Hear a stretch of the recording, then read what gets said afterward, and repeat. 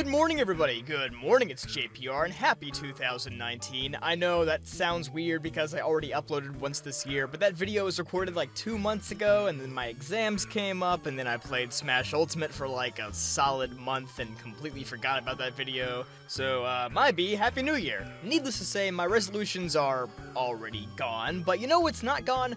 Mysteries, which is why they're still mysterious. I feel like I'm pushing this intro a little bit too far. Anyway, Pokemon has had many mysterious characters over the years. A lot of them have been fleshed out and given a lot of backstory, making them not so mysterious anymore, but there's still a handful that we know little to nothing about, which is a good thing. Sometimes we don't need to know everything about these characters. Sometimes when a mystery gets solved, it just takes a little bit of magic away from the world. Looking at you, midichlorians, what a stupid revelation! With that out of the way, let's sit down and discuss the top 5 most mysterious Pokemon characters. Number 5, the Lumiose Ghost Girl.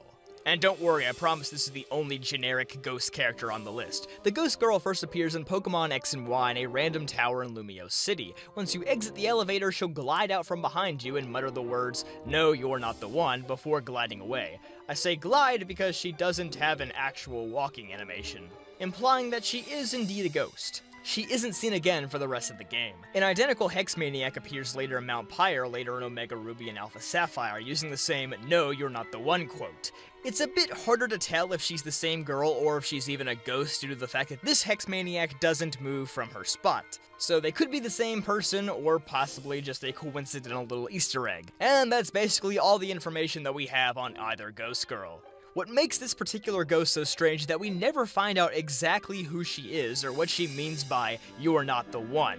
Who is she looking for? Why is she in a random building in the biggest city in Kalos? Many people expected these answers to be given to us in Pokemon Z, but oh hey, would you look at that? Number 4, Kairon. And yes, it's Kairon, not Charon and not Karen. Alrighty then. Anywho, Kairon was a new character introduced in Pokemon Platinum as the 4th commander of Team Galactic. Unlike the other commanders, he never battles the player and works strictly as a scientist, though eventually he does become the new leader of Team Galactic after Cyrus disappears into the Distortion World. Despite that, very little is actually known about Kairon though. Why did Team Galactic even need him if they got along just fine in Diamond and Pearl? He seems like a very odd and quite frankly pointless addition in Pokemon Platinum. The only major thing we find out about Kairon is that in his younger days he researched the many form changes of Rotom. It's also implied that he gave Rotom its name by spelling motor backwards. He's a real scientist, isn't he? Anyway, I just hope that when Diamond and Pearl remakes come out in 20XX, that Kairon actually gets some form of development, or at least a reason for him to be there. Number 3, the Shadow Triad. The Shadow Triad are a group of high-ranking Team Plasma ninjas who serve Ghetsis during the events of Pokemon Black and White, as well as Black 2 and White 2. Very little is known about the Shadow Triad other than apparently Ghetsis saved their lives one day, which could mean anything to be honest. Could have been a legendary Pokemon attack, could have been a burning building, could have been a rogue ice cream truck. If you know a friend or a loved one that was struck by a rogue ice cream truck, please note that I mean no offense. My thoughts are with their families. So basically, Ghetsis decided to be a good Samaritan for a day, and he ended up with a trio of lifelong ninja guardians. Not a bad trade-off if you ask me. But it still begs the question, where did these guys come from? How did they become ninjas? How did they meet Ghetsis? We may never know. Number 2, Moon, or Mon.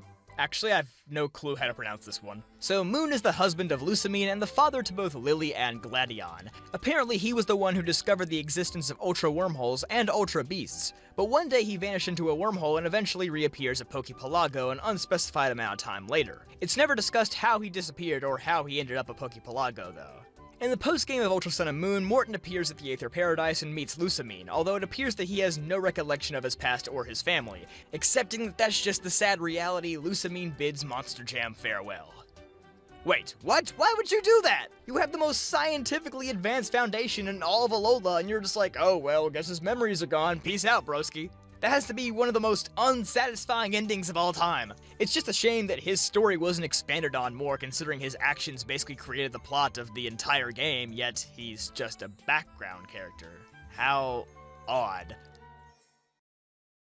And number 1, Professor Oak!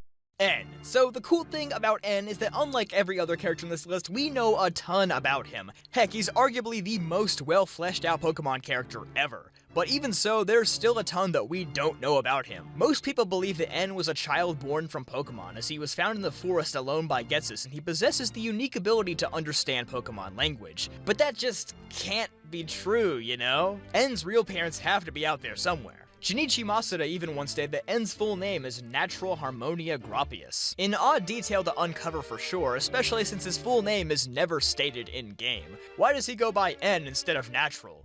Actually, I can kind of understand that one. We know where the Harmonia part comes from since that's Getsus' last name, but what about Gropius? At the end of the day, almost everything about N is mysterious, even now. But once again, part of me is glad that a lot of these mysteries went unsolved. It's good to have a little mystery in life. It gives us something to talk about until the month of January finally ends for a suffering content creator. Anyway, I hope you guys enjoyed this video. Be sure to leave a like, subscribe for more, and comment down below on who your favorite mysterious character is. I'll see you guys next time.